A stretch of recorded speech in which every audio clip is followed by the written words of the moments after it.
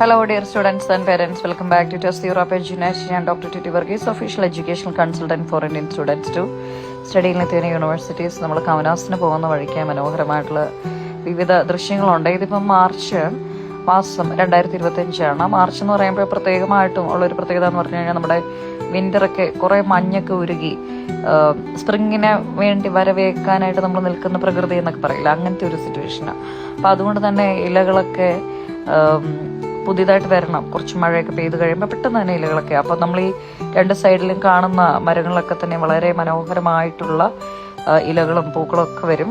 അപ്പം അതാണ് യൂറോപ്പിന്റെ ഒരു വലിയ പ്രത്യേകത.